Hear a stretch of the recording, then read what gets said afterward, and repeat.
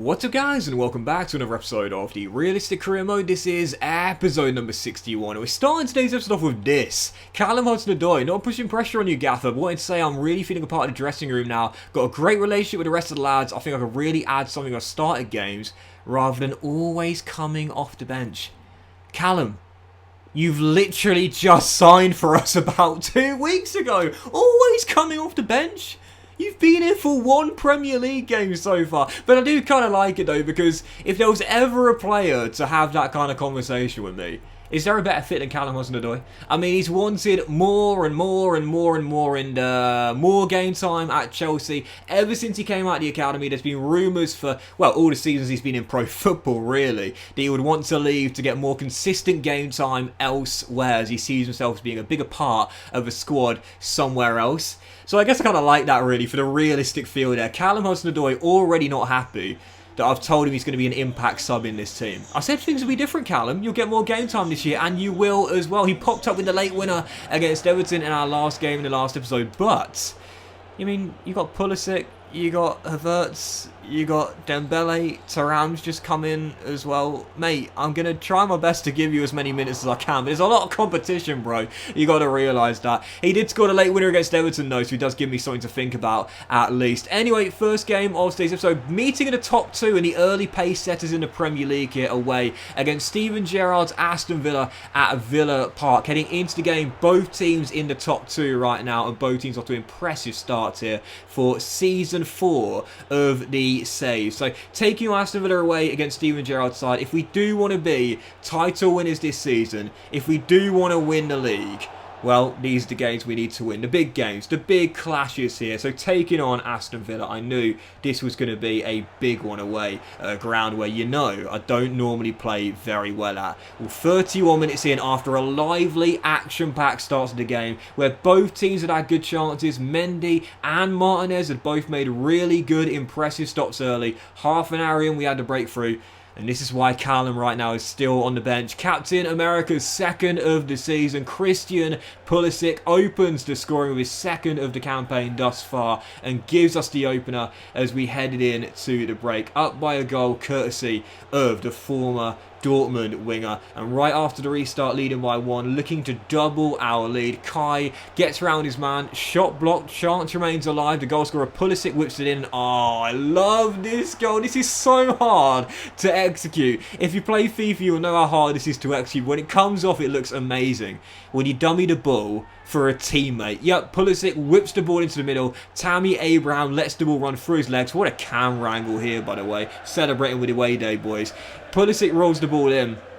If you missed it first time, watch Tammy Abraham here. Through the legs, Mason, that's yours, mate. You can have it. And drilled in by our number 19. Mason Mount, what a start to the season for our midfielder. Tune it up. Abraham, give him the unofficial assist there. And then 56 minutes in, could he get rewarded for that unofficial selfish bit of play? Yes, he could. Rolled through by Kai down the right-hand side. Berber spins around the last man.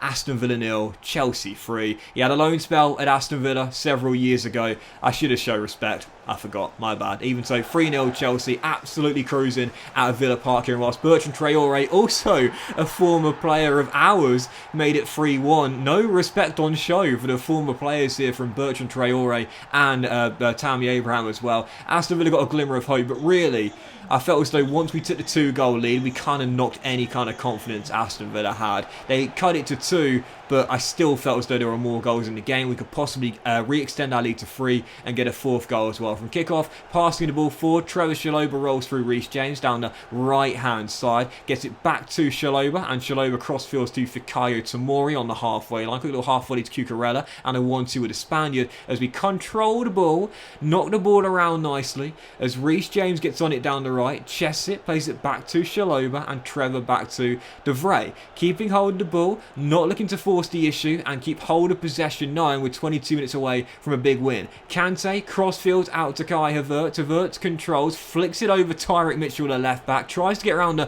former Palace man, and does it with the nutmeg. The German steps inside, rolls it across, and Abraham wraps off a brilliant team move to make it 4. One of my best team goals in this year's FIFA. Absolutely lovely build-up. I think every outfield player touched the ball in that build-up there. Maybe one missed out, possibly Mason Mount, but I think everyone touched it as Abraham bagged his brace and we re-extended the lead to wrap up the victory. Final score at Villa Park. Chelsea 4-1 winners. Possibly my best game as Chelsea manager. No, it was. Absolutely. And what a win that was. 4-1 the final score at Villa Park. We remain now the only undefeated side in the Premier League. And if that game is anything to go by, we are going to take some serious stopping as Hudson-Odoi once again. I'm confused, boss. I spent all week in training preparing myself. Thought I was going to be starting this game. Instead, you name me as a sub again. What's going on? Callum? It's your second game as a Chelsea player. Come on, mate. Seriously. I said things are going to be different. I said you get more game time, but give it some time, mate. It's been 2 game weeks in the Premier League. If it's February, fair enough. You haven't even been here a month yet. Come on, mate. Even so, I love that, man. Like, for realism, would there be any other player with those sort of demands? I mean, Hudson-Odoi's got to be up there, right? I think that's fantastic. Real nice touch of realism there. I don't know if it's intentional or not from EA, but I thought it was really, really cool. And definitely worth showing you there. Callum Hudson-Odoi already frustrated knowing he's a bench player in this team and not in the first 11. When we're clicking all cylinders like we were in that game there, our front three absolutely superb. How can I get Hudson-Odoi in the team, man? Honestly, it's going to be really hard to do that. Even so, second game of today's episode, League 1 Walsall, where Hudson-Odoi would start in the EFL Cup 3rd round, as would Nick Pope, making his debut, signed him from Burnley, made an important save early, and then started our move for the opening goal of the game as well. Quick little ball forward by the former Burnley and Charlton Athletic goalkeeper. Hudson-Odoi runs down the left, rolls it across the big Rom. Lukaku finds Thuram for the cutback, and it's 1-0 Chelsea as Marcus gets his first goal in a Chelsea shirt. And I've got to be honest here, I rested my entire team for this game. I thought this would be a really easy banker on the back of the 4-1 win at Villa Park. Had it not been for Nick Pope, I might not have made it through. The short stop with a couple of really important saves. Our number one on his debut, making a couple of really important saves at his near post in a 1-0 victory. And I'll be honest here, I did not play very well at all. I thought it would be a banker. I really didn't play well whatsoever. However, doesn't matter how you do it, as long as you win. We did. We make it through. And in the 4th round EFL Cup, well, if I play like that against these guys, I'm definitely not making it through. Arsenal away in North London, going to the Emirates Stadium for that one there. I will once again rotate, if not all of my team, then the vast majority. But we got to win some silverware with Chelsea in Season 1. We've already been told by the board, you got to win a domestic double. The EFL Cup doesn't count towards the objectives, but it is still a trophy. And I want to win at least one trophy this season with Chelsea. We've got 3 competitions, so I will be going for the EFL Cup if we go further in the competition. Into the 4th round, Arsenal in the last 16 at the Emirates Stadium. So the 3rd game of today's episode on the back of 3 straight wins in all competitions. Leeds United at Stamford Bridge. Really excited for this one. As you know, Chelsea-Leeds, always a really fiery, feisty game, as Jesse Marsh's side would come to Stamford Bridge. Really looking forward to this one. And 12 minutes in, we had a chance to take a very early lead. And I tell you what, this guy right now is looking the real deal. Back at Stamford Bridge and back on the score sheet again. Tammy Abraham, fitting he scores a Tony Yeboah-esque strike against Leeds United.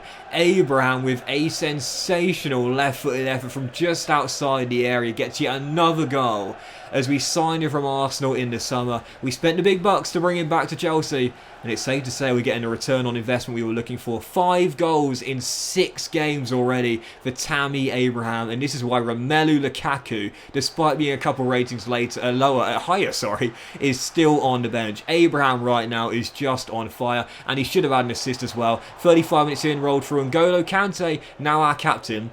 But, I mean, Kante can score. He's got a few goals since he joined Chelsea, but it's not really his best strength, is it? Fires the ball wide, still leading by 1 of 38 minutes in. I almost paid for that miss. Great save by Edouard Mendy, low down to his right. Good stop by the Senegalese shot stopper, still leading by 1. Leeds only really got the 1 chance in the game. It fell there. Good save by Mendy, and to be honest here, I should have won this game by more goals. 20 minutes to go, could have wrapped it up. Another miss on a 1-on-1 with Pulisic getting sent forward. Failed to hit the target, put it wide. side. In the end, it did not matter. We celebrate the victory 1-0 against one of our rivals, Leeds United, and the winning run for Chelsea continues. 4 straight in all competitions, and we remain top of the table and undefeated as well. Should have won it by more, but I'll take our second clean sheet in the Premier League this season. Very pleased to see that, after when we started off defensively was really shaky. And for the Blues right now, well, we've talked about it, needing to win a domestic double this season. I said it was going to be a tough aim, but I think potentially not playing in Europe is being a blessing in disguise, because we're the only unbeaten side in the division with 5 wins in 6, with a joint best defensive record of only 6 goals conceded this season as well. And we've got a 4-point gap on Everton in second place right now.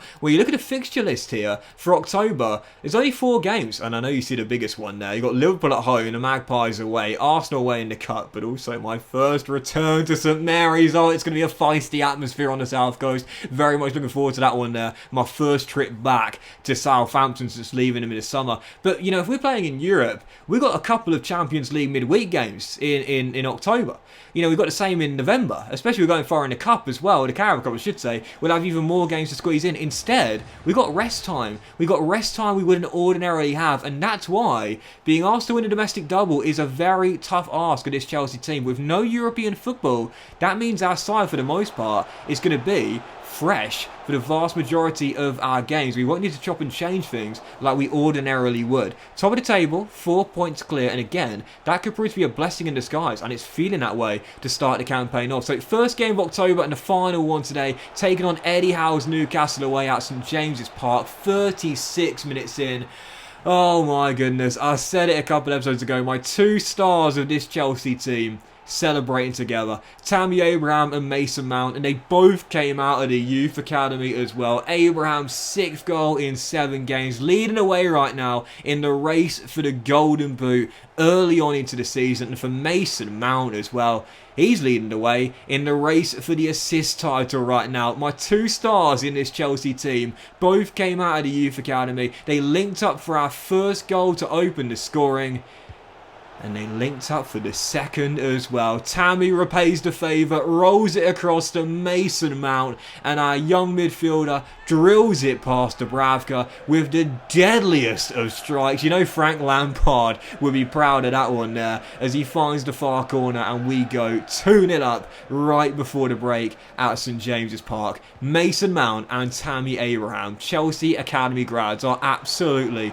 running the show in the early stage of the season. The Magpies will get back in the game though, 8 minutes after the restart. Willock, what a signing he's been, by the way, from Arsenal. Obviously came in on loan, then they signed him permanently. It was a reasonable price tag for the young midfielder, but you've got to ask any Magpies fan right now and they'll tell you that's money well spent. Willock's been fantastic this year, and I really liked his run for the Bruno Guimaraes winner on the weekend as well, last weekend I should say. But even so, he got Newcastle back in the game. He made it 2-1, but I'll be totally honest here, I should have won this game by more goals if I'm being honest. We saw Kante go down injured late on after Romelu Lukaku missed a golden chance. As we still led by 1. The Magpies had 1 late chance to level things from a corner here, which I failed to clear with Dembele. Willock wins it back. Golovin keeps the chance alive. St Maximi with the skill moves, as per usual, gets around Kante hobbling, and oh my god, how close was this? That reaction was mine as well. Chris Wood, former Burnley striker, inches away from equalising for Newcastle at the death, and from the goal kick as Romelu Lukaku flicks on, Pulisic round Dubravka to wrap the game up. Couldn't do so. Jamal Lascelles, I love that hustle, not giving up on the play. LeBron James-esque chase down block, gets it over the bar, prevents the 3rd goal and a dagger, although it did come in vain. Final score in the North East, Newcastle 1, Chelsea 2. We get the win. Stats a bit deceptive in my opinion. I felt we deserved it if I'm being totally honest here, though it was a close one. We do come through with the 3 points. Final score at St James's 2-1, and the unbeaten run survives. 5 straight wins in all competitions. Top of the table in the Premier League with 6 wins in 7, 4 points clear of Everton and 5 clear of Aston Villa, Leicester, and the champions Manchester United as well. It's been a great start for Chelsea. The only blow is Chilwell's injury, and how bad is Kante's? We'll find out in the next episode, which features my return to Southampton. Do not miss it. I cannot wait as I'm heading back to St Mary's. But that was today's episode of the Realistic Career Mode, guys. Big fan. You've watched it, enjoyed it. If you haven't, like. Much love to you all. Have a fantastic day, and I'll see you for the next episode of the Realistic Career Mode very soon.